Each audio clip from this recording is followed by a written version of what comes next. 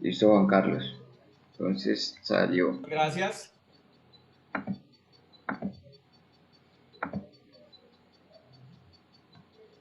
Me indicas, listo, yo la voy pasando. Listo, perdóname un momentico. Bueno, bien.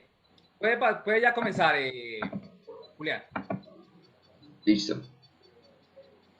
Bueno, como les mencionaba, la charla de hoy vamos a abordar el tema de depresión en niños y adolescentes y ansiedad. En este primer momento vamos a hablar sobre lo que es la depresión infantil. ¿De acuerdo? Depresión infantil o en la adolescencia. Básicamente se caracteriza en general pues por los mismos aspectos. Entonces, para poder comenzar a hablar con propiedad de lo que es la depresión infantil, debemos diferenciar en los siguientes aspectos. ¿Qué es simplemente un estado de ánimo deprimido? ¿Qué es un síndrome depresivo? ¿Y qué es un trastorno depresivo? Entonces aquí tenemos que tener claro lo siguiente, el estado de ánimo depresivo puede ser simplemente un sentimiento de tristeza o de la pérdida del interés o del placer en las cosas que anteriormente me motivaban, me interesaban o me generaban placer, me generaban agrado. El síndrome depresivo es el conjunto de síntomas que se presentan en conjunto, que van acompañados de problemas somáticos, cognitivos, comportamentales y afectivos. Recordemos, y aquí quiero mencionarles que la depresión es una alteración en el aparato afectivo, como la ansiedad es una alteración en el aparato emocional del individuo. Y así también encontramos, como les mencioné anteriormente, lo que es el trastorno depresivo. El trastorno depresivo es el síndrome depresivo que se presenta persistente o recurrente, es decir, que se prolonga por un lapso de tiempo en el cual ya genera un malestar significativo y a su vez genera un deterioro social en el individuo y que va acompañado de unas alteraciones somáticas, cognitivas, comportamentales, etcétera. Continúe, Julián. Listo.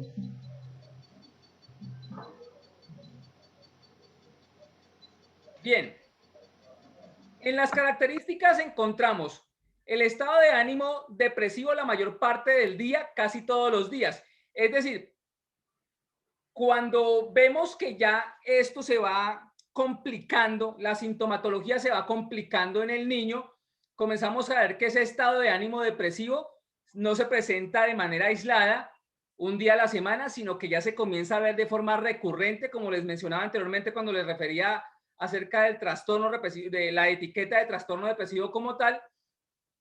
Y en los niños, a diferencia de los adultos, hay una característica importante. En el adulto generalmente el adulto se introvierte, se aísla, su estado de ánimo se ve minimizado, poco habla. En el niño generalmente se puede presentar con un estado de ánimo irritable. Es decir, el niño constantemente está alterado, puede ser altanero, brusco físicamente, y pues esta es una de las formas como más se presenta estos primeros síntomas de depresión en los niños, cuando los niños muestran esa irritabilidad, pérdida del interés o de la capacidad en el placer, como les mencionaba anteriormente, pérdida importante de peso. Esto es una característica muy importante debido a la disminución en el apetito que se llega a presentar de manera recurrente, es decir, casi todos los días hay una pérdida importante o significativa del peso. También en otros casos se puede presentar que el niño coma ya demasiado y entonces se presenta todo lo contrario, que aumenta de peso de una manera significativa y en un lapso de tiempo muy corto. Continúe, Julián, por favor. Encontramos también dentro de estas características lo siguiente: insomnio, es decir, dificultades para dormir, o hipersomnio, que duerme mucho casi todos los días, agitación y enlentecimiento psicomotor, es decir, ustedes ven el niño constantemente agitado o lo ven de pronto más lento en su desempeño motor, fatiga o cansancio, pérdida de energía casi todos los días, sentimientos de inutilidad. Una cosa importante, y acá yo les quiero aclarar, nosotros como seres humanos somos producto de lo que pensamos.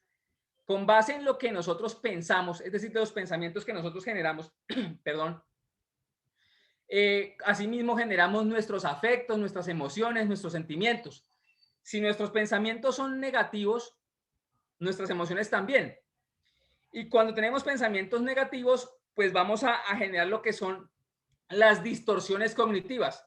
Desde el modelo cognitivo-conductual, de psicoterapia cognitivo-conductual, llamamos así a ese tipo de pensamientos negativos que afectan significativamente nuestro estado de ánimo. Sentimientos de inutilidad o de culpa excesivos e inapropiados, disminución de la capacidad para pensar y concentrarse.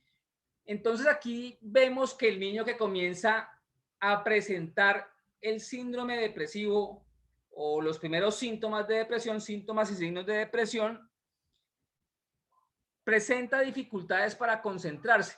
Entonces es importante que ustedes tengan este síntoma muy presente. ¿Por qué? En el momento en que de un momento a otro hay un cambio significativo en el niño a nivel comportamental y que la profesora los llame a ustedes y les comente, vea, señor fulanito de tal, su hijo de un momento para acá se ve disperso, con dificultades para focalizar su atención, queremos saber qué puede estar pasando. Ya ese es un signo de alarma que nos invita a entrar a revisar qué ha pasado con el niño. Muchas veces estos síntomas se presentan y los docentes lo pasan por encima, no prestan mucha atención y los padres pues mucho menos, no se enteran. Entonces es importante que lo tengamos presente. Pensamientos recurrentes de muerte e ideación suicida. Aquí yo les aclaro, el pensamiento de muerte se caracteriza por lo siguiente. La persona comienza a manifestar qué pasaría si yo me muero, qué se sentirá morirse. A diferencia de la ideación suicida, cuando se manifiesta la ideación suicida es porque ya hay una claridad de que yo me quiero quitar la vida por mano propia. Esas son como las dos diferencias. Uno es pensar en la muerte sin que esté correlacionado con el hecho de quitarme la vida por mano propia, y la ideación suicida es ya cuando ya estoy pensando en una opción de quererme morir por mi propia mano y pues, obviamente por mi propia decisión. Entonces, la ideación suicida y el pensamiento de muerte son cosas diferentes. Asimismo, encontramos que la amenaza suicida es algo que hoy por hoy vemos muy comúnmente a través de las redes sociales. Cuando el chico comienza a manifestar a través de las redes sociales a sus compañeros o amigos, estoy pensando en matarme, estoy pensando en quitarme la vida, ya eso es un tipo de amenaza, ¿de acuerdo? Y el intento suicida es cuando ya esa ideación suicida se lleva a la práctica. ¿Esto qué quiere decir? Que ya esta persona que presentó o este niño que presentó ideación suicida ya ha elaborado un plan porque esa idea suicida estaba estructurada, estaba fija. Entonces, tristemente, de los casos de suicidio que hace varios años conocí cuando precisamente trabajaba con este tema en la Secretaría de Salud Municipal de Ibagué, de la Alcaldía de Ibagué, pues en esa época, estoy hablando del periodo de 2012 a 2017, hubo bastantes suicidios en niños y adolescentes. Y les estoy hablando, niños y adolescentes, tuvimos suicidios entre los 9 y los 18 años. Uno pensaría, no, pero es que un niño de 9 años no es capaz de suicidarse. Pues mis queridos padres de familia, les comento que sí, y pues tristemente Ibagué está entre las tasas, entre las ciudades, entre las 3 primeras ciudades con las tasas más altas de intentos suicidas y suicidios consumados en niños, niñas y adolescentes. Entonces hay que prestarle mucha atención a esto en nuestras casas con nuestros hijos porque pues no somos ajenos a esta situación. ¿De acuerdo? Entonces, como les comentaba, eso es como lo que se llama o se ha denominado por la Organización Mundial de la Salud el espectro suicida. Primero está el pensamiento de muerte, después la ideación suicida, después la ideación suicida manifiesta, la amenaza suicida, el intento suicida o la conducta intencional suicida y el suicidio consumado. ¿De acuerdo? Continúe, Julián. Sí, señor, ya esa es la siguiente. Listo, gracias. Aquí encontramos unos factores que pueden llegar a aumentar el riesgo suicida. Factores demográficos como el género masculino, es decir, los hombres somos más propensos a de una manera contundente llevar el acto suicida. En las estadísticas internacionales, que son muy similares a las estadísticas nacionales, las mujeres lo intentan más, y eso se da tanto en la adolescencia, en la niñez y en la adultez, pero nosotros los hombres somos más contundentes y lo intentamos y lo consumamos. Somos, digamos que, más efectivos. Dentro de esos factores también encontramos síntomas de depresión grave, ansiedad, desesperanza, síntomas psicóticos, historia de intentos previos, es decir, es muy importante, aquí yo quiero hacer hincapié. Ustedes no se alcanzan a imaginar todo lo que un dispositivo electrónico como un celular, como un computador, guarda de información sobre sus hijos. Es decir, cuando ustedes le sueltan un aparato de estos a sus hijos, muy probablemente ellos, que tienen más habilidad para manejar este tipo de aparatos que nosotros los que ya estamos adultos, lo primero que hacen es abrir una cuenta en una red social y comenzar a acceder a un montón de información que puede llegar a ser altamente nociva para ellos.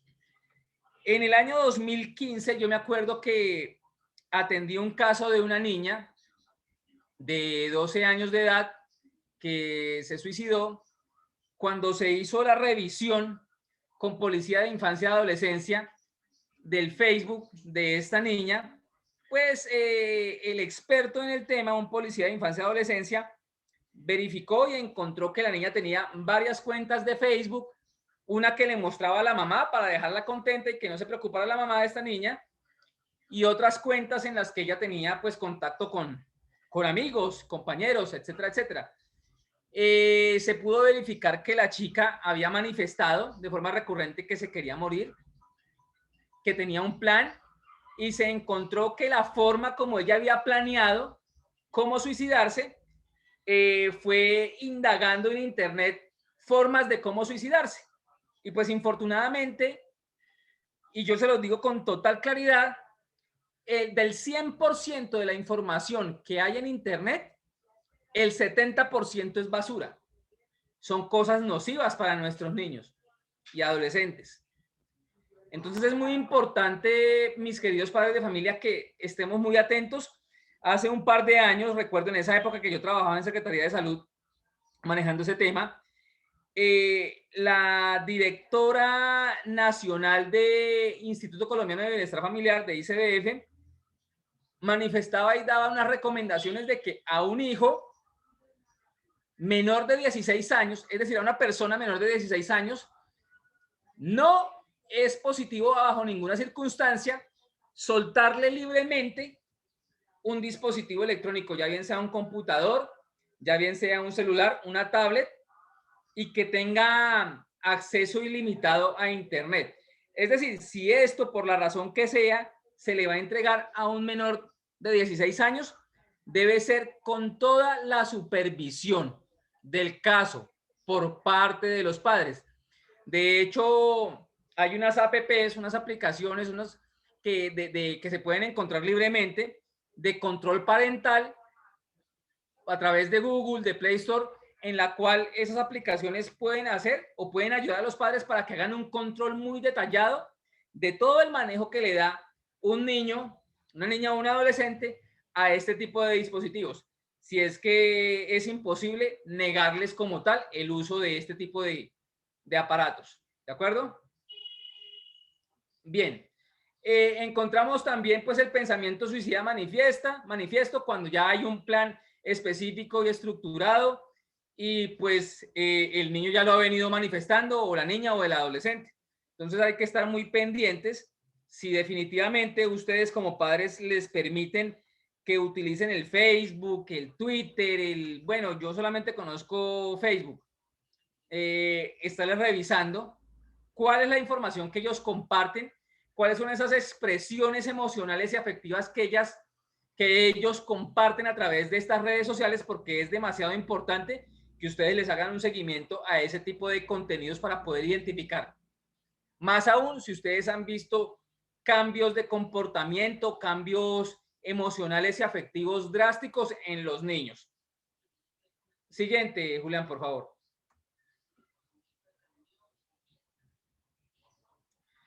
Bueno, factores asociados.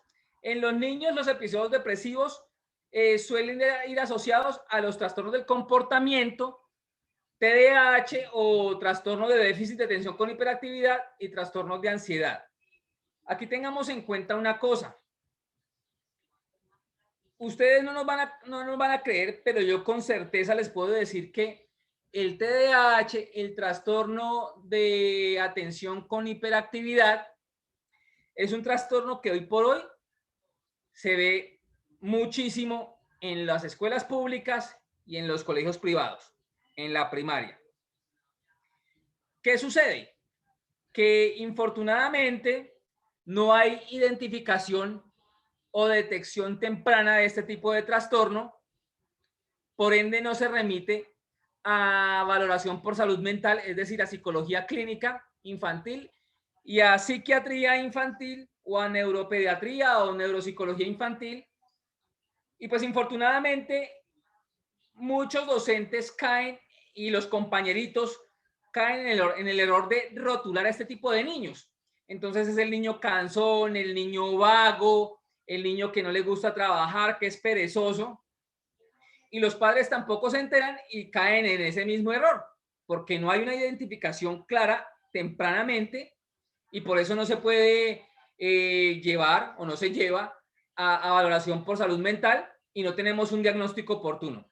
¿Qué sucede? Este tipo de niños, al igual, y aquí hago la aclaración, al igual que los niños que tienen trastornos específicos del aprendizaje, trastornos de conducta u otros trastornos de este tipo, y entonces estos niños comienzan a ser rotulados, señalados, satanizados en las aulas de clase y también en los hogares, y ellos comienzan a llevar una carga emocional y afectiva bastante grande porque ellos comienzan a sentirse diferentes, comienzan a generar un montón de pensamientos negativos, un montón de distorsiones cognitivas que comienzan a destrozar totalmente su autoestima, a generar sentimientos de minusvalía, a generar pensamientos de minusvalía, de desprecio hacia sí mismos y termina destruyendo como tal, afectando significativamente su autoestima. Y ahí es cuando el niño, con estos factores asociados, como les menciono, pues tiene dificultades significativas y comienza a desarrollar síntomas o cuadros clínicos sintomáticos de depresión mayor. ¿Listo? Siguiente. Bien.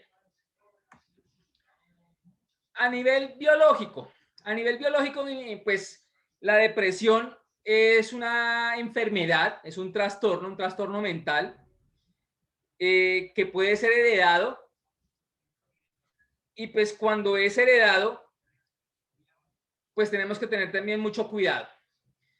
Si ustedes como padres de familia tienen algún familiar en primera línea de consanguinidad, un hermano, el abuelo, un tío, un primo hermano que ha padecido de algún trastorno mental, digamos esquizofrenia, digamos trastorno bipolar afectivo, trastornos depresivos, trastornos de ansiedad, o ustedes mismos han en algún momento presentado estos síntomas, pues eso hace propenso a que sus hijos en algún momento de la vida, con un porcentaje alto, puedan llegar a desarrollar este tipo de síntomas, más aún si en algún momento se presentan a situaciones altamente estresantes, altamente conflictivas que no puedan manejar, que no les puedan dar solución adecuadamente.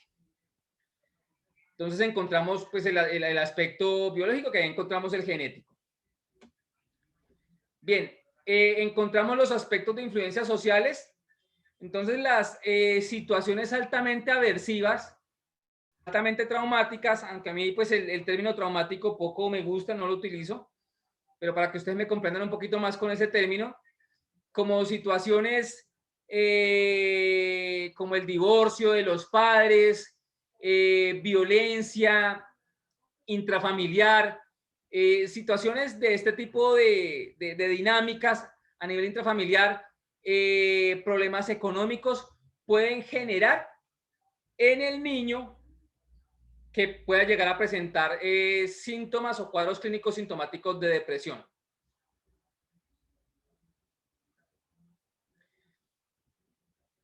Bien, las influencias en la evolución de la depresión infantil.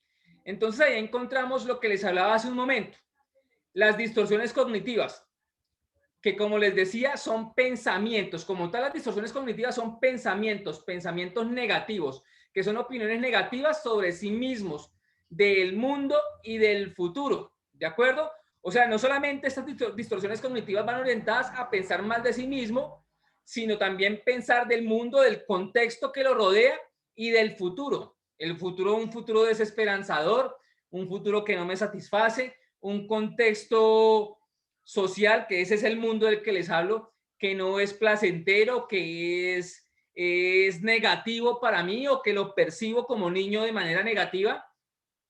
El nivel de actividad reducido y habilidades interpersonales insuficientes, entonces el niño comienza a excluirse, a generar un aislamiento como tal del grupo de pares, de los adultos, de sus mismos familiares. Encontramos también si la mamá sufre o padece de este tipo de condiciones mentales, es decir, de la depresión, pues hay una mayor posibilidad de que el niño sea susceptible o la niña o el adolescente sea susceptible de en algún momento desarrollar como tal el síntoma o los síntomas. Bueno, el diagnóstico, pues aquí el diagnóstico se da en la medida en que generalmente ¿quiénes identifican? Ahí comenzamos como a comprender una ruta. La ruta, la siguiente, Julián, por favor. Encontramos que la identificación generalmente se hace en la casa o se hace en mayor proporción en los colegios. Hoy por hoy los niños, bueno, en este momento, pues por el tema de la pandemia, los niños pasan más tiempo en la casa porque no hay posibilidad por ahora de las clases presenciales. Pero cuando estamos en presencialidad, que se supone que es lo normal, los docentes generalmente son los que identifican estos cambios y estos síntomas. Si no son los docentes, son la coordinadora o el coordinador o el orientador escolar. En este caso, el orientador escolar en el colegio es Juan Carlos Molina. Nosotros, a lo largo de estos 4, casi 5 años, desde que se creó la Oficina de Orientación Escolar en el colegio, hemos identificado varios casos, no solamente de depresión y ansiedad, sino casos de TDAH, de síndrome de Asperger, o ahora se llama trastorno del espectro autista, trastornos de ansiedad, trastornos específicos del aprendizaje. Y pues esa identificación oportuna, en conjunto con los docentes, hace que nosotros de inmediato pongamos en conocimiento a los padres de familia. ¿Con qué propósito? Con el propósito de comentarles más o menos lo que se ha evidenciado, lo que se ha identificado, para de manera oportuna realizar una remisión al sistema de salud. Es decir, una remisión que va dirigida a psicología clínica infantil, a psiquiatría infantil o al profesional de la salud mental que corresponda. ¿Con qué propósito? Con el propósito de que se haga de manera oportuna y estructurada un diagnóstico nosológico como tal de ese cuadro clínico sintomático, para que con base en ese diagnóstico que dé el profesional se pueda continuar un proceso de intervención psicoterapéutica estructurada, tanto con el psicólogo y si el caso lo amerita, con el psiquiatra, el proceso psicofarmacológico. Asimismo, si por ejemplo en los casos de TDAH, de trastorno de déficit de atención con hiperactividad, y trastornos específicos del aprendizaje, pues se hace también una remisión que va orientada a terapia ocupacional. Si hay problemas de lenguaje, pues también se dirige a fonoaudiología. Si está correlacionada con problemas visuales, porque también nos ha sucedido que pensamos que identificamos que el niño tiene dificultades en su proceso lectoescritor y de cálculo matemático y indagamos y al indagar identificamos que hay un problema visual de base, pero que el niño no tiene gafitas. Entonces lo primero, antes de remitir a psicología para que no se vaya a hacer un mal diagnóstico o a psiquiatría, se remite al optómetra o al oftalmólogo para que identifique si hay una deficiencia visual y solamente corrigiendo esa deficiencia visual se corrige como tal la dificultad en el aprendizaje. En otros casos, pues no, hemos tenido casos así y pues se ha corregido de esa manera que es como lo más fácil. ¿De acuerdo? Entonces, importante, si identificamos tanto docentes como orientador escolar, como padres de familia y demás implicados en esta primera instancia, es importante de inmediato hacer la remisión a psicología clínica infantil, a neuropsicología clínica infantil, al psiquiatra o al neuropediatra, según corresponda, según sean las características sintomáticas o del cuadro clínico sintomático del niño. Por eso es importante estar atentos.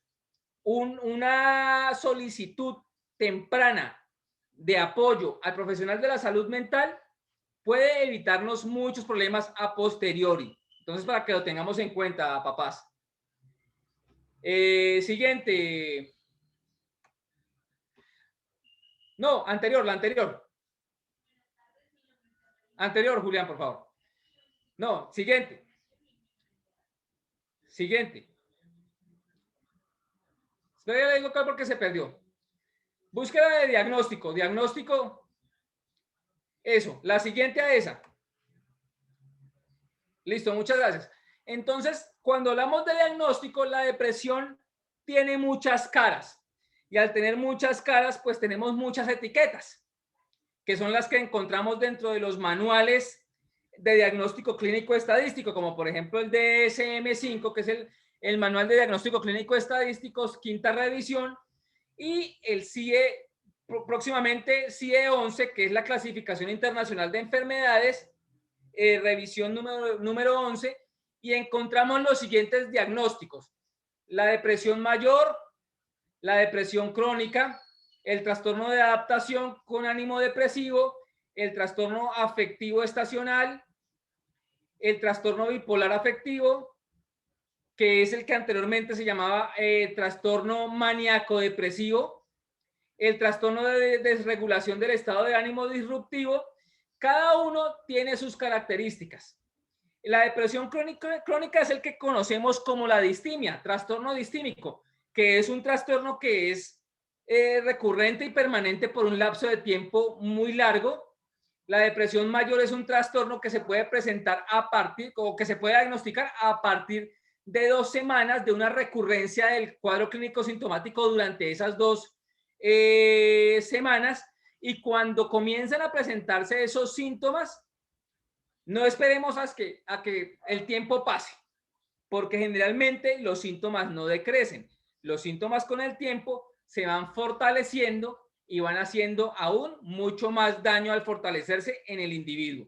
Entonces debemos buscar, ante los primeros signos y señales de los síntomas, buscar el apoyo profesional. Por favor, si no tenemos idea, pues consultemos con el colegio. En el colegio, pues en este caso, nosotros siempre hemos estado prestos y atentos a brindar la orientación cuando tenemos que remitir al niño, a la niña, lo remitimos, hacemos la remisión para que el padre de familia se acerque al profesional de la salud mental a donde va a buscar el apoyo, presente la remisión de una forma que eso permita que la remisión que se envía desde el colegio oriente al padre y oriente a ese profesional con respecto a lo que está sucediendo a nivel afectivo y emocional con el niño y la niña.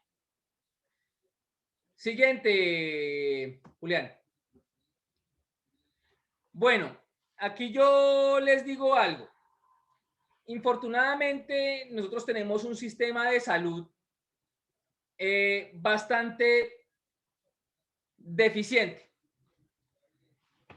Entonces, encontrar eco de un apoyo adecuado a nivel psiquiátrico y psicoterapéutico, es decir, psicológico clínico, en las EAPBs, que pues son las que anteriormente se llamaban EPS, es muy complicado.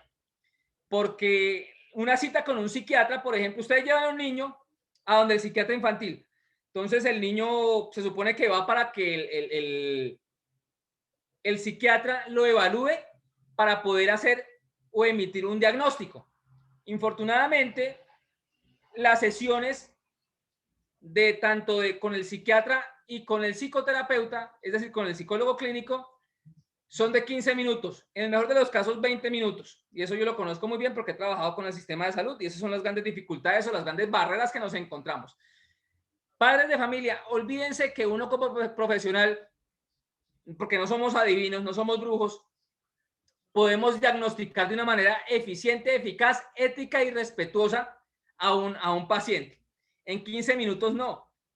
Entonces estamos viendo hoy por hoy que hay mucha impericia, irresponsabilidad, imprudencia, con unos niveles de ética muy bajos en los procesos como se diagnostican a los pacientes, tanto niños, adolescentes como adultos, a través de nuestro sistema de salud.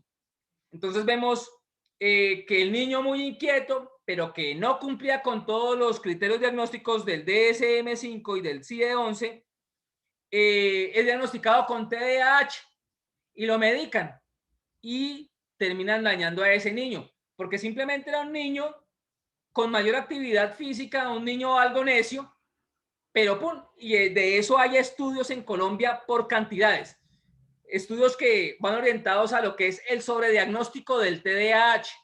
Lo mismo pasa con la diagnósticos de depresión en la infancia, diagnósticos de ansiedad y de otros tipos de trastornos en el cual se sobrediagnostican a los pacientes de una manera errónea, irresponsable, irrespetuosa, pues eso comienza a generar unas dificultades, perdón, y eso comienza a generar unas dificultades muy grandes en una persona porque si a alguien lo diagnostican negativamente, va a cargar con ese rótulo y va a llevar un tratamiento que nunca necesitó realmente y eso hace un daño grandísimo. ¿Listo?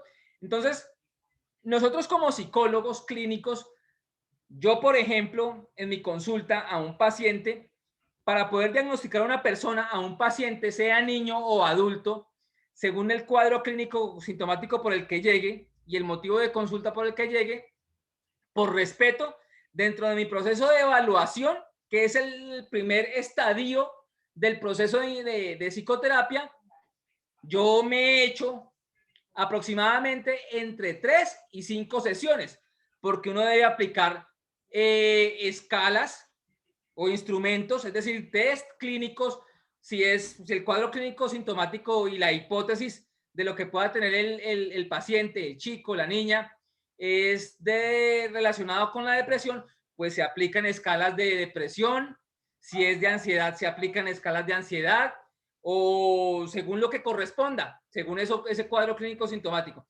Entonces, por eso es importante, porque no nos sirve solamente una entrevista. Nosotros debemos hacer, como psicólogos, un proceso juicioso de evaluación para poder dar un diagnóstico adecuado y lo más exacto posible. Entonces, cuando ustedes lleven a su niño a donde el profesional de la salud, pues si en una sesión ya les dan un diagnóstico, desconfíen, padres de familia. Esperamos que en el momento, Dios no lo quiera, que no tengan que recurrir a esto y que sus niños no lleguen a presentar este tipo de situaciones, pero si llegan, pues háganlo con una persona que sea de confianza, un profesional de confianza, que sea ético, que tenga experiencia. En el caso de los psicólogos, que sean especialistas o con maestría en psicología clínica, porque infortunadamente y tristemente hay muchos psicólogos que no tienen esta formación, que no son clínicos y están haciendo psicoterapia. Siguiente. No, mentiras, perdón, ahí, la anterior. Entonces, aquí yo quiero aclararles mucho una cosa, y es que cuando hay que abordar al niño, a través del tratamiento integral. Y cuando hablamos del tratamiento integral, yo hablo de dos aspectos. La psicoterapia, que es el proceso que orienta como tal el psicólogo clínico, y la psicofarmacoterapia.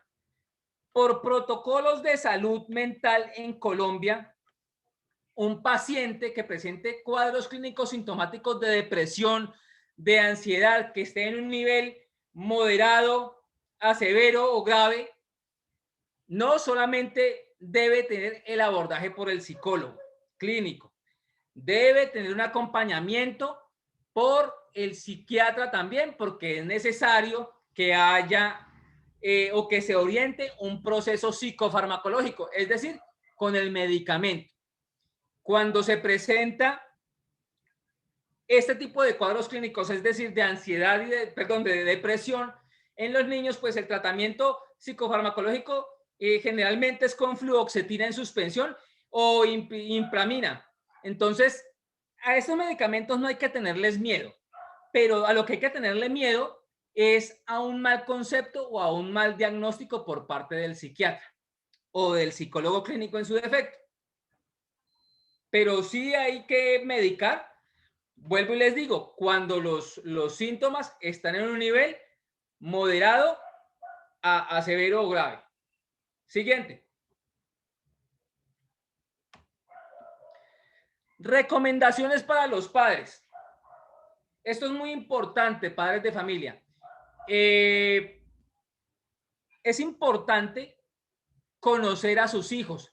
Es importante fortalecer día a día tanto padre y madre, y si los padres están divorciados o separados, más aún, fortalecer los canales de comunicación y que esa comunicación esté en un marco de comunicación asertiva, perdón, que esa comunicación sea eficiente, que le fortalezca los niveles de confianza del niño en sí mismo y del niño hacia ustedes como padres.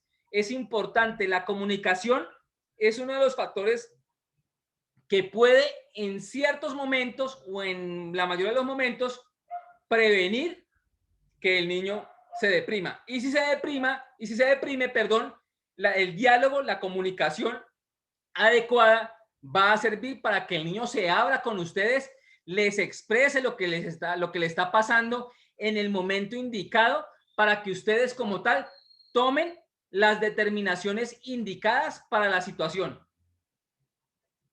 Siguiente. Importantísimo. Hace mucho tiempo yo escuchaba, y hace mucho tiempo es cuando yo estaba chiquito, y lo escuché precisamente en el Liceo Colombia, a donde yo hice mi primaria, en donde nos enseñaron que uno es lo que come. O sea, el ser humano es lo que come. Nos decían en algún momento, no recuerdo específicamente quién, tal vez fue Nievitas, que en paz descanse. Y la alimentación juega un papel preponderante en el estado de ánimo de los niños. Entonces esa alimentación debe ser nutritiva, tiene que ser muy baja en azúcares, muy baja en sal, tiene que ser una alimentación orientada, que no sea desordenada, que el niño no coma en cualquier momento del día, que no se llene de harinas, que no se llene de dulces, que no se llene de sales, que no se llene de grasas. Entonces, tengan en cuenta esto y ustedes pueden consultar al nutricionista por la EPS, eso sí lo pueden hacer, porque pues la orientación del nutricionista por la EPS pues se da dentro de los parámetros eficientes, ahí no hay dificultad, pero sí es importante que ustedes siempre en esos controles de desarrollo y crecimiento que le hacen a sus hijos, consulten cuáles son las dietas adecuadas para que ustedes puedan orientar una dieta o una nutrición positiva a sus hijos. La alimentación tiene mucho que ver, entonces tengámoslo presente. El ejercicio, enseñarlos desde pequeño a que hagan actividad física. No necesariamente tiene que ser un deporte específico, pero pues ustedes eligen un deporte importante. ¿Por qué? Porque el ejercicio físico o el deporte tiene un impacto supremamente importante en nuestro cerebro y ayuda a liberar endorfinas, a la producción adecuada de los neurotransmisores, de serotonina, dopamina, noradrenalina, GABA, y todos estos neurotransmisores inciden directamente en el estado de ánimo del ser humano, en el estado emocional del ser humano, en el estado afectivo del ser humano, en la salud mental en general. Si tenemos todos estos neuroquímicos regulados, pues obviamente nuestra salud mental va a estar regulada, sopesadita, en el nivel que lo queremos.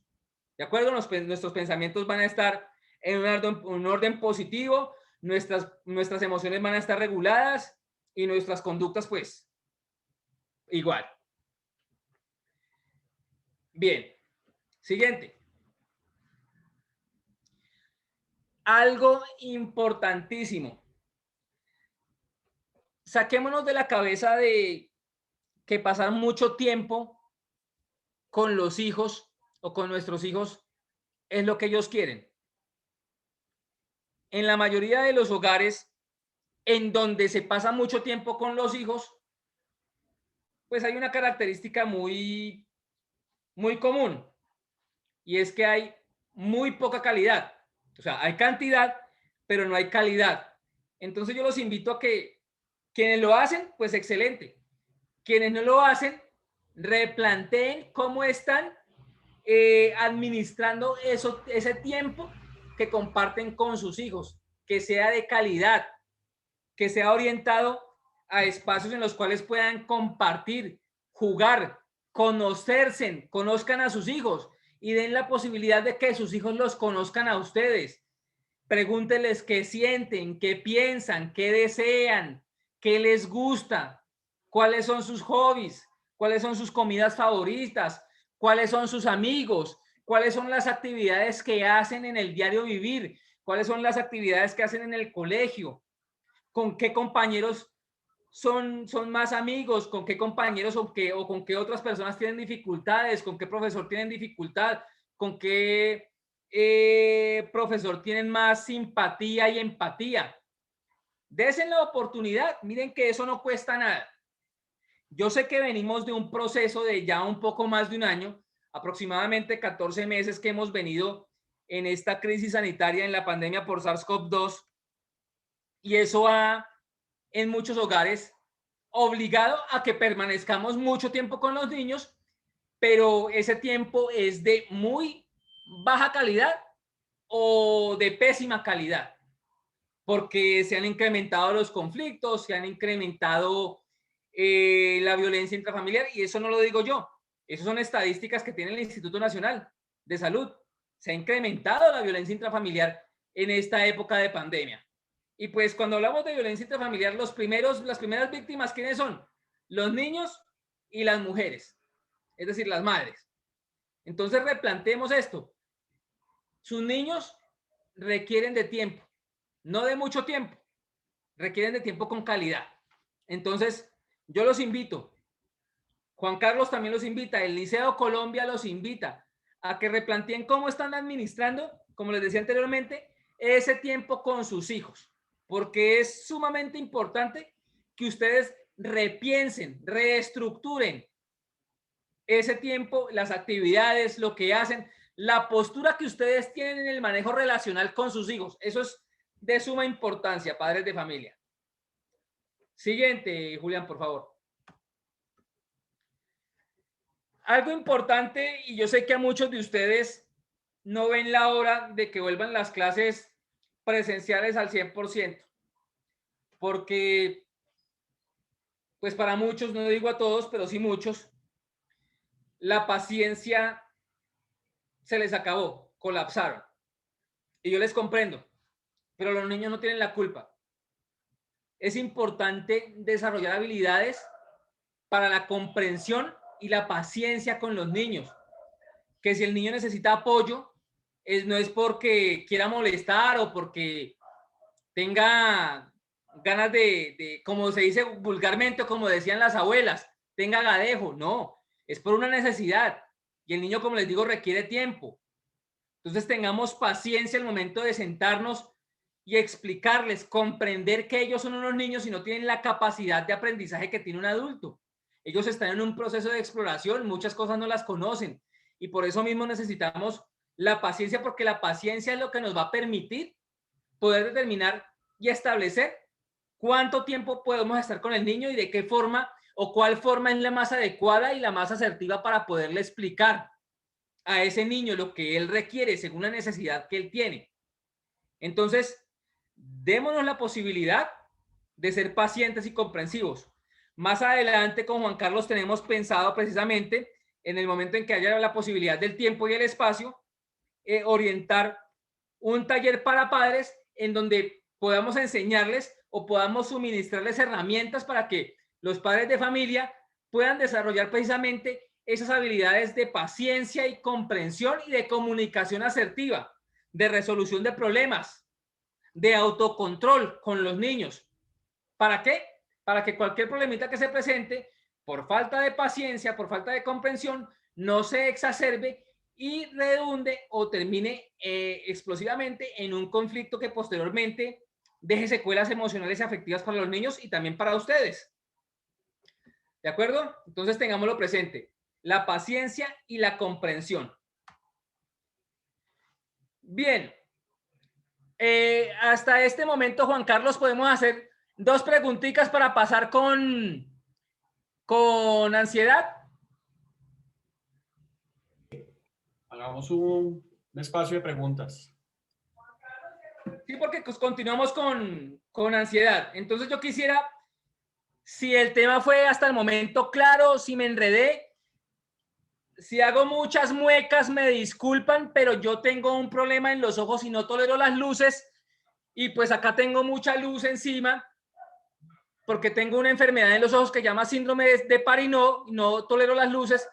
Entonces no me puedo, por respeto a ustedes, no me pongo las gafas oscuras. Ustedes en el colegio generalmente siempre me ven con gafas oscuras porque no tolero las luces. Entonces les ofrezco disculpas. Pero entonces quiero escuchar si hay preguntas. Bueno, sobre el tema de depresión infantil. Bueno, Jesús, tenemos una pregunta acá en el chat. ¿Hay algún test para adolescentes para detectar depresión? La señora Lida Jazmín. El más efectivo es el Child Depression Inventory, que es la escala de depresión infantil, que esa, por ejemplo, yo la aplico en mi consultorio a los niños y a los adolescentes, se puede aplicar hasta los 15, 16 años. Es una escala, desde los 5 años se puede aplicar. Es una escala que es una adaptación de la escala de depresión de Beck, de Aaron Beck, y hay una, pues como les digo, el Child Depression Inventory, hay una adaptación, es la adaptación de la escala de depresión de Beck, de Aaron Beck, que es de adultos, y nosotros encontramos, en Colombia hay una adaptación del Child Depression Inventory específicamente adaptada, valga la redundancia, para población colombiana. Esa es la que yo aplico en mi consulta como soporte en el proceso de evaluación.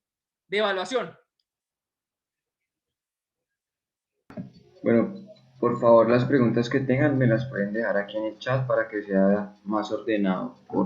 Muchas gracias. ¿No hay más preguntas?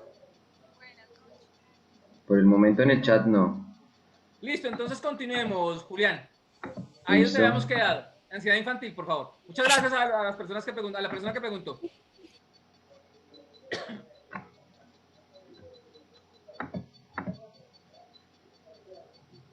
Ok. Listo. Entonces vamos con ansiedad.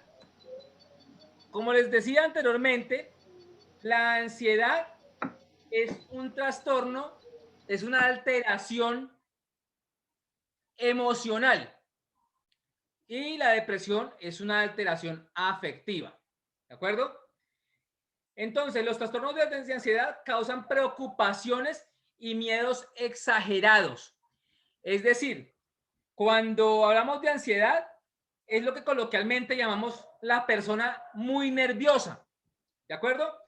Entonces, también se presenta como cambios en el comportamiento del niño, así como en sus patrones de sueño, es decir, tanto en la ansiedad como en la depresión. Uno de los aspectos que se altera en primer momento es el patrón de sueño. Entonces comenzamos a ver que el niño ya se acuesta muy tarde porque no le da sueño, como les decía anteriormente, insomnio o hipersomnio. Y en este tipo de síntomas hay que estar muy atentos. Un niño menor de 10 años no tiene por qué estar acostándose a las 10 de la noche. Esos malos hábitos también generan un impacto negativo en la estructura cerebral, es decir, en el sistema nervioso central. Y nosotros tenemos que tener en cuenta que un niño de esa edad debe dormir por lo menos 10 horas. Si tiene que estar en el colegio a las 7 de la mañana, pues se tiene que levantar por lo menos a las 5:30. Entonces, de ahí hacia atrás, cuenten las 10 horas. El niño se tiene que estar acostando a las 7 de la noche, más o menos, 8 de la noche. Y que no se acueste con el estómago muy lleno, porque eso le puede generar una alteración también en el patrón de sueño. Pero tengamos en cuenta que el reposo, el sueño, es importante. Por eso, el ser que nos creó, llamémosle Dios, Alá, como le quiera decir cada quien según su creencia, diseñó el cuerpo humano para que la tercera parte del día esté en reposo. Son 24 horas, la tercera parte son 8 horas. Y estoy hablando de adultos.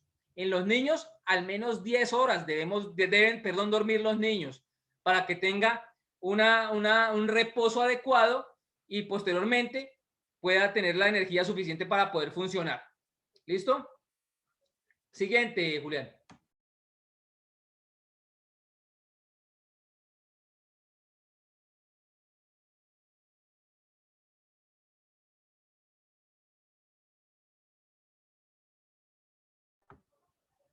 ¿Ahí me escuchan?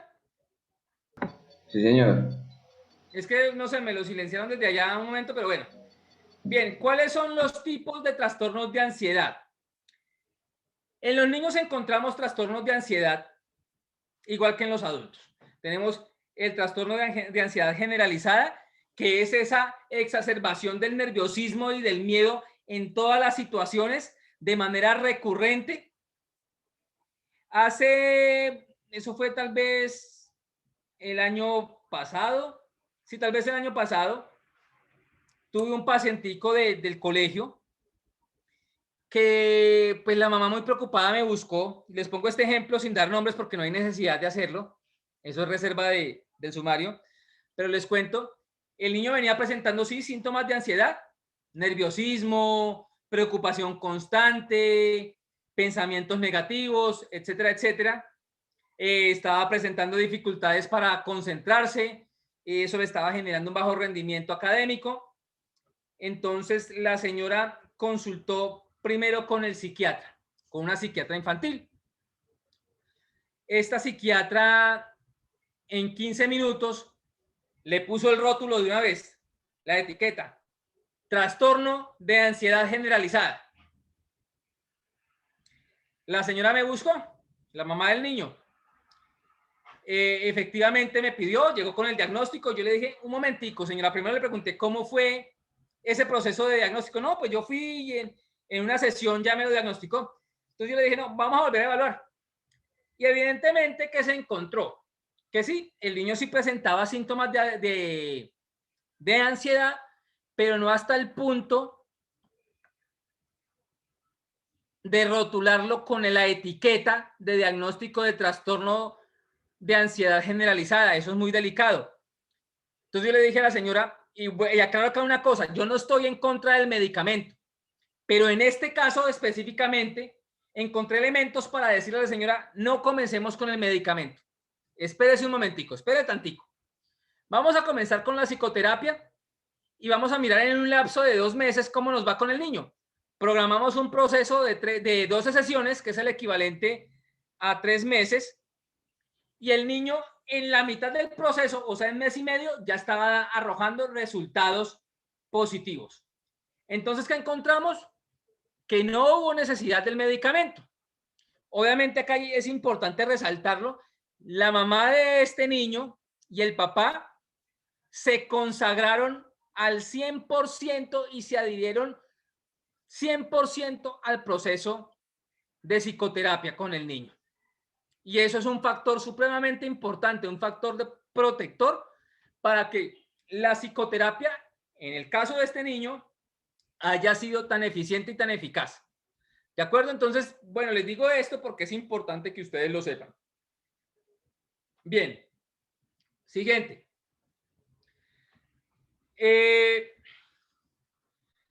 Trastorno de ansiedad por separación.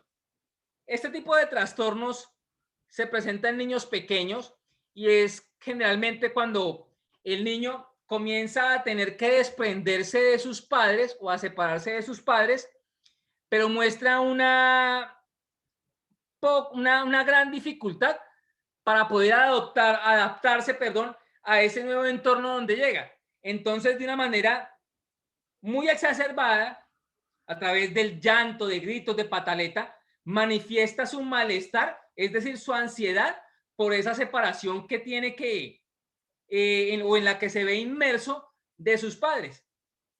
Eso puede presentarse, ese tipo de conductas, dentro del marco de la normalidad, se puede presentar las primeras 4, 5, 6 veces.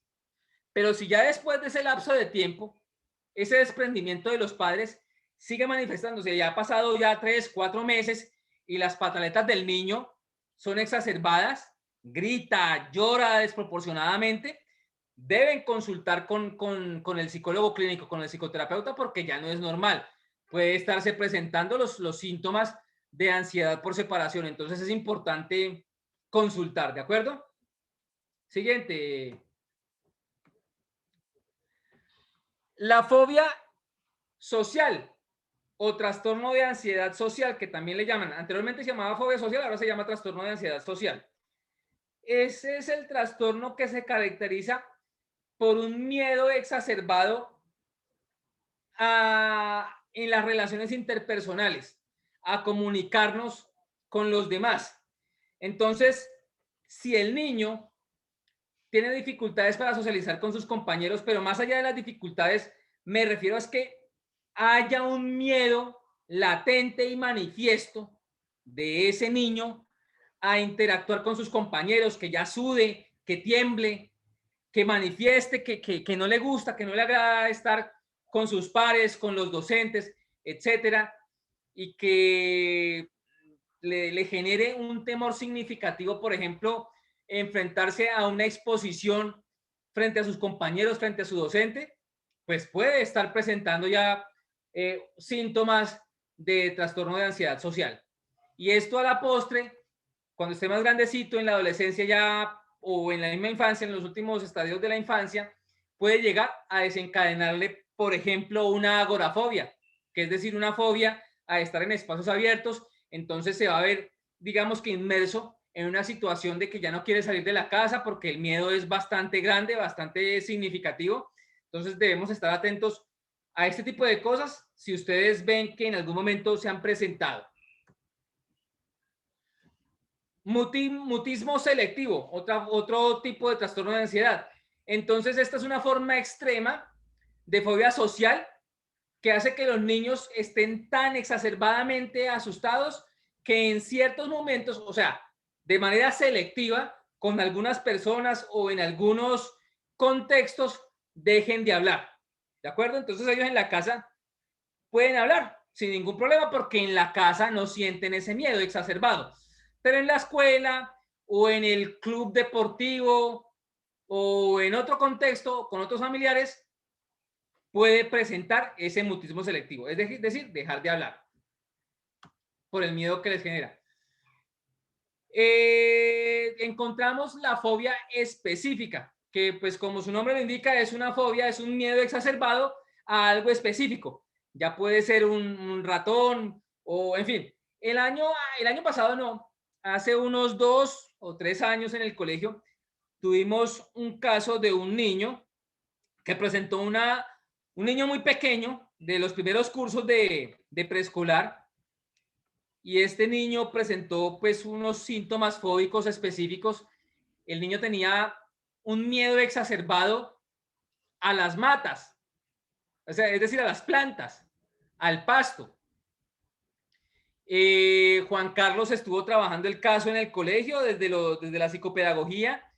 Yo también en psicoterapia manejé unas sesiones con el niño, se le orientaron unas cosas a los padres. El niño posteriormente siguió otro proceso psicoterapéutico. No sé bien en este momento cómo irá el proceso, pero pues les pongo el ejemplo de este chico, de este chiquito, muy chiquito en ese entonces, hace 3 años ya, porque pues es un caso que uno diría, no, pero es que un niño tan pequeño, ¿cómo va a desarrollar una fobia específica y como tan particular?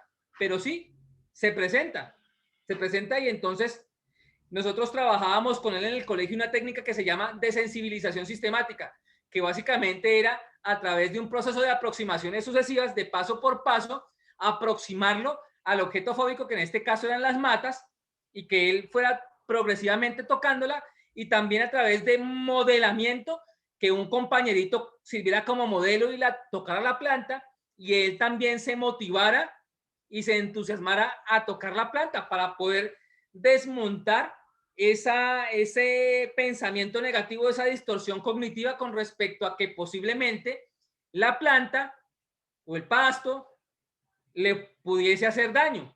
¿De acuerdo? Entonces, pues fue un proceso bonito que hicimos con este niño en el colegio.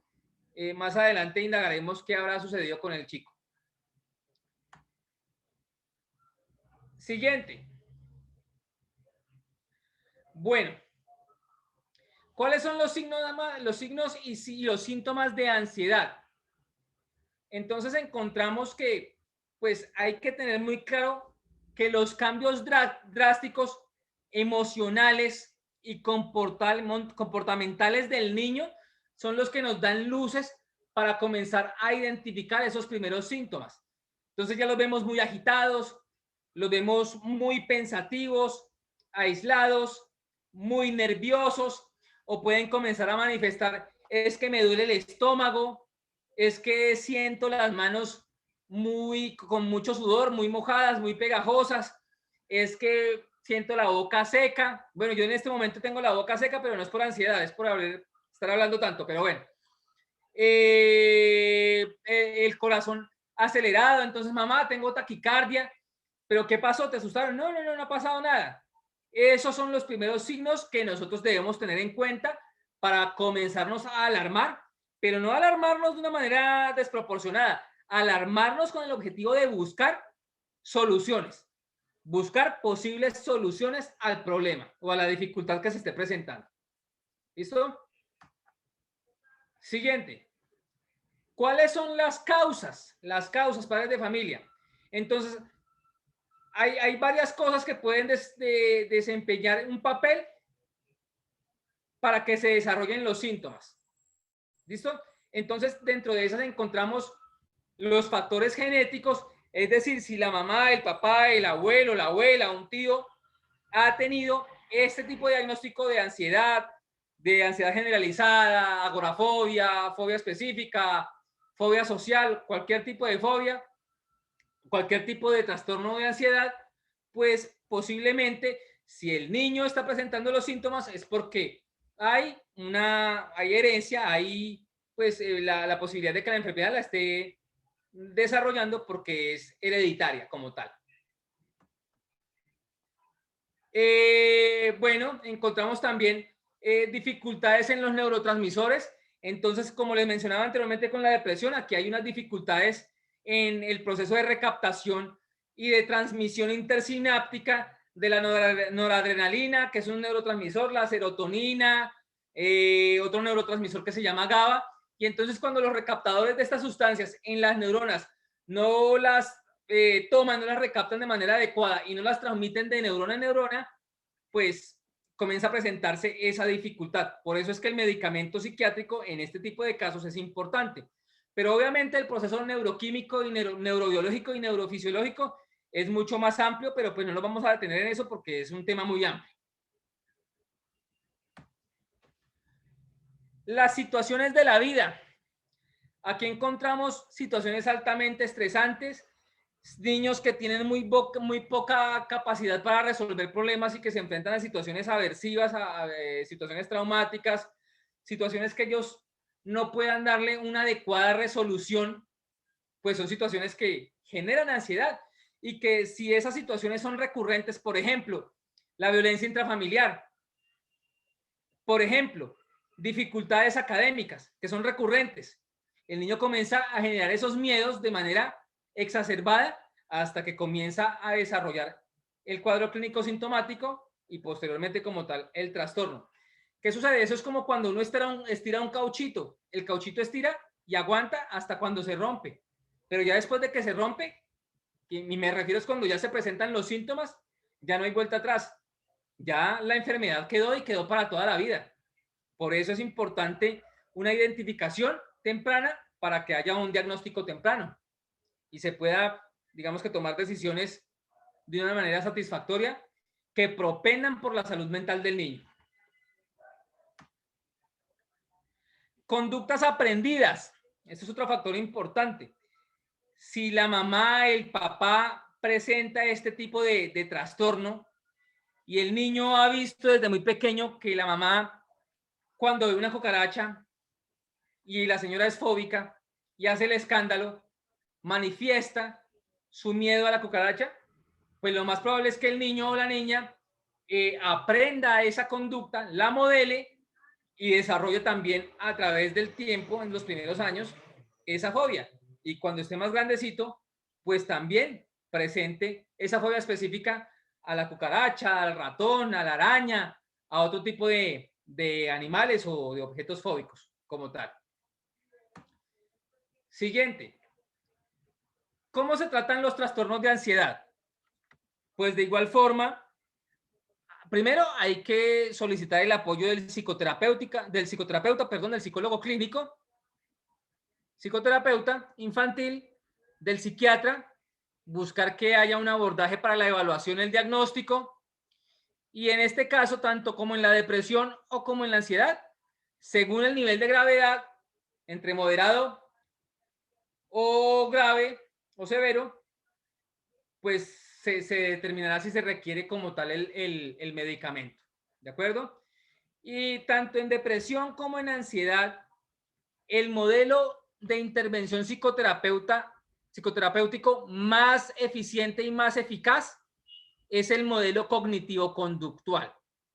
Este modelo es el que más ha profundizado en investigación a nivel mundial, es el que ha mostrado resultados más eficientes y más eficaces con procesos psicoterapéuticos más cortos y con un impacto de la transformación de los pensamientos, emociones y conductas, de los esquemas mentales y de esas distorsiones cognitivas de los pacientes en lapsos de tiempos más cortos y que posteriormente a la finalización del tratamiento, pues el paciente puede quedar en una remisión pues por un largo tiempo sin que requiera nuevamente de tratamiento.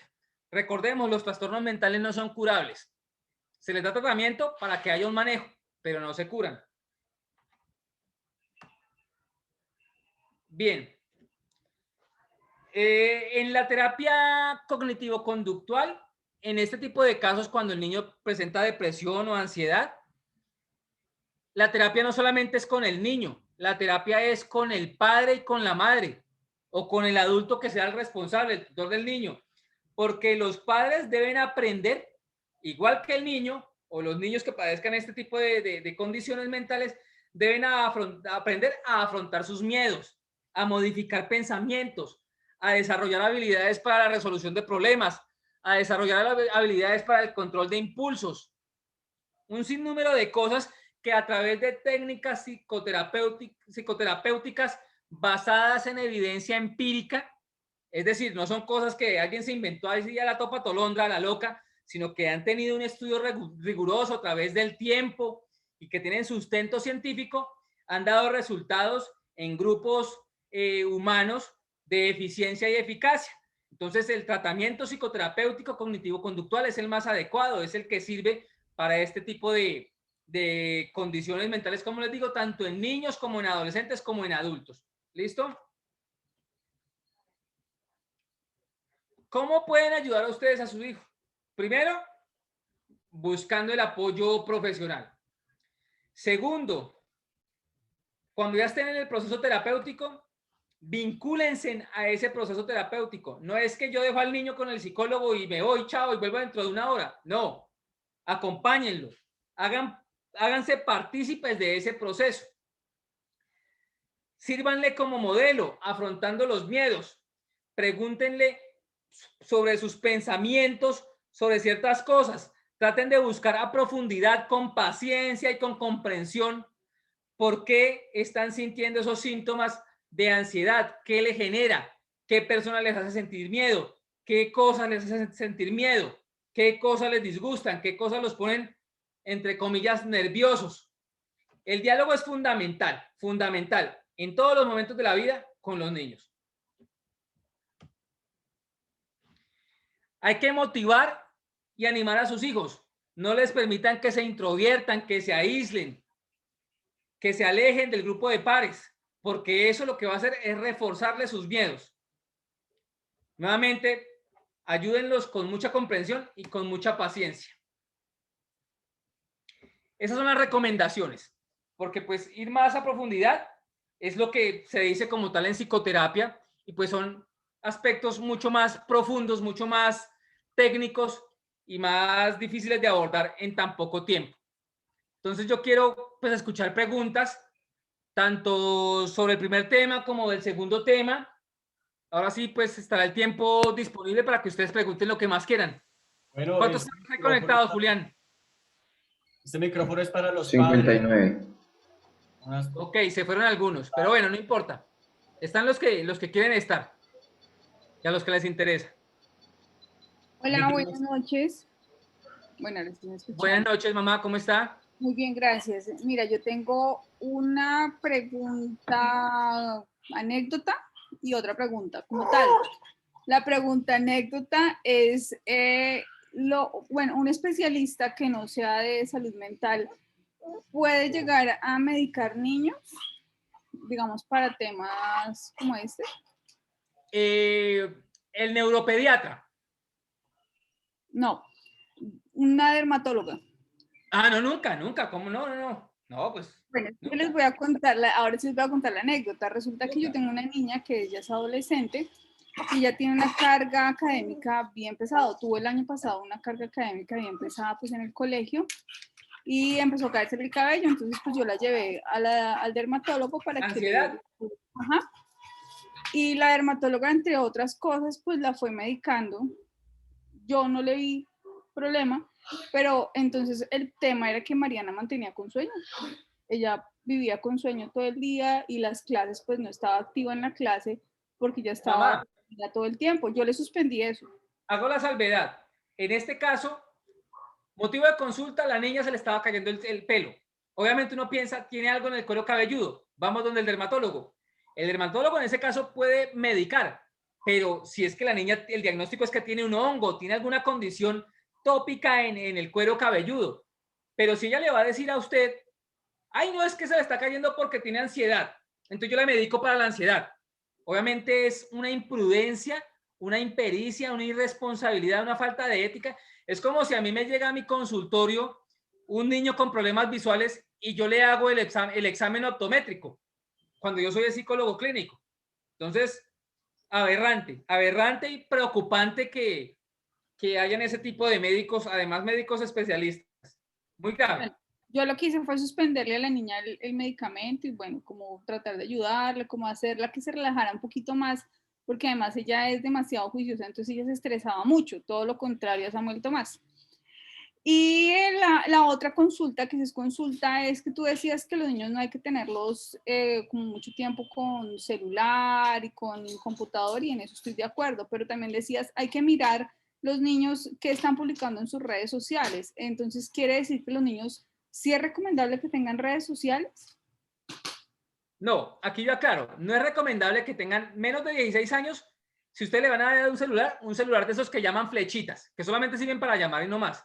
Pero es que como infortunadamente encontramos que los padres, para que el niño o la niña se entretenga o el adolescente, entonces le damos un celular con datos.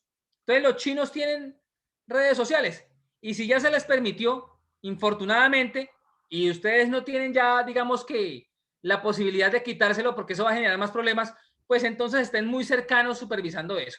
Al primer momento en que ustedes vean que la red social se está manejando de manera negativa, de inmediato retirarle el teléfono y no más teléfono hasta que cumpla 16 años.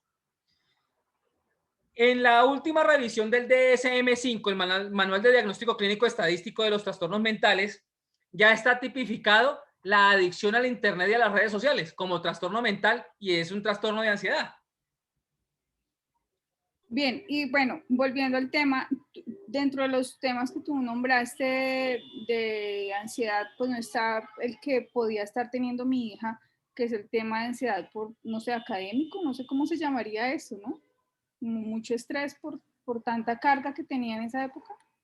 Puede ser ansiedad generalizada, puede connotarse como ansiedad generalizada, porque ya la carga le está generando una ansiedad bastante significativa, entonces ella ya mantiene, por las razones que sean, mantiene, como les digo coloquialmente, bastante nerviosa, y ese proceso de la caída del pelo es una respuesta somática, es decir, es lo que se llama, la chica ya está somatizando la enfermedad, entonces ya hay una respuesta fisiológica, es decir, física, de esta persona respecto a su enfermedad mental, es decir, a su trastorno de ansiedad. Y no entendamos de manera peyorativa el término enfermedad mental. Es lo mismo como decir enfermedad física, como tener una gripa o con cualquier otro tipo de enfermedad. ¿La tienes en tratamiento? No, realmente, pues como tú decías, las CPS son más bien demoradas y la que ella tiene es más demorada todavía.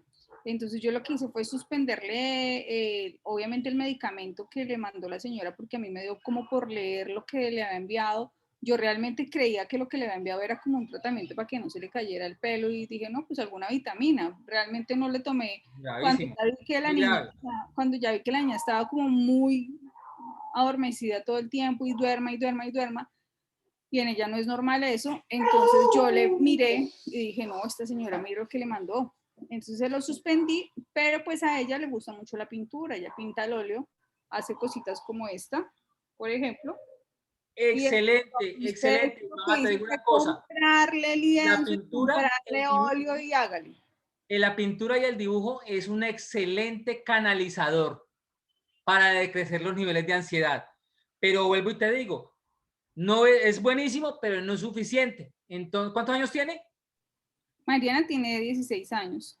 Es importante, y más en esa etapa como que es bien difícil, búscale el abordaje psicoterapéutico. Es importantísimo, importantísimo. Vale, gracias. Bien escogido, ¿no? Porque hay que saber dónde. Bien. ¿Quién más tiene una pregunta?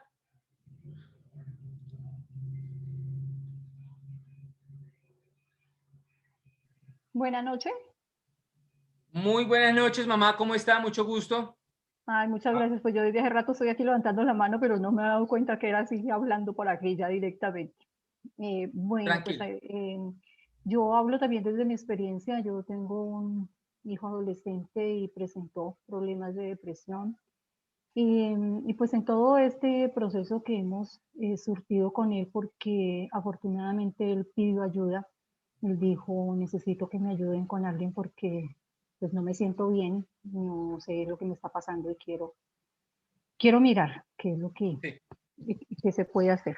Entonces, en todo ese proceso, pues nos dimos cuenta de pronto de conductas equivocadas como padres, como familia, que, pues no nacemos con el cartoncito de papá y mamá debajo del brazo, Sí, sino que nos eso es toca claro. que a totazos aprendiendo en la vida desafortunadamente y quienes pues llevan las consecuencias de ellos son nuestros hijos desafortunadamente. Pero bueno, gracias a Dios ha sido un proceso muy bonito, digo yo, porque nos